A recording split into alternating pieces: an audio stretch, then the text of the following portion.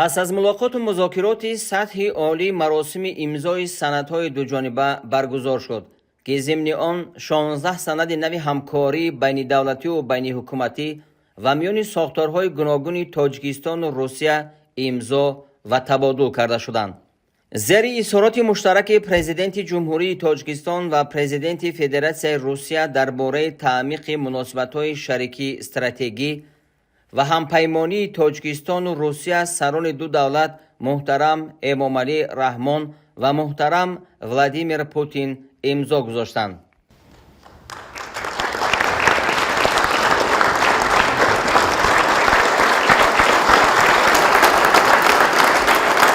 پانزده سند دیگر اینهایند: نقشه چاره‌بینی‌ها اوید به افزایش حجم سودای متقابله میان جمهوری تاجیکستان و فدراسیون روسیه برای سالهای 2025-2030.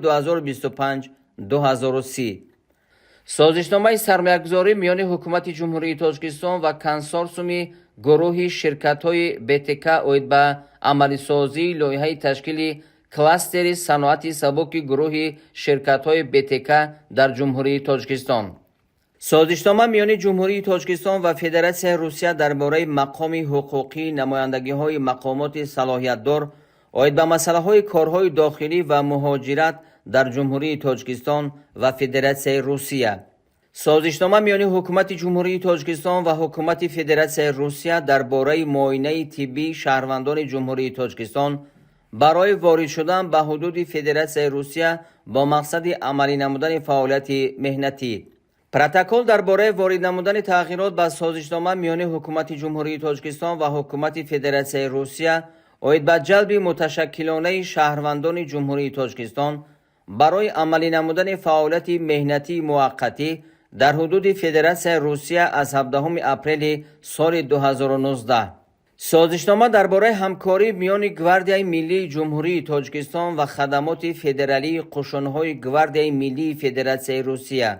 سازشنامه میان کمیته دولتی اداره زمین و گردشی جمهوری تاجیکستان و خدمات فدرالی با قیدگیری دولتی کاداستر و خریطه سازی فدراسیون روسیه اوید به همکاری با مقصدهای رشد و غنی‌گردانیدن گیاپارتالیک اینفراستراکتور معلومات فضایی دولت‌های اشتراکچی اتحاد دولت‌های مستقل.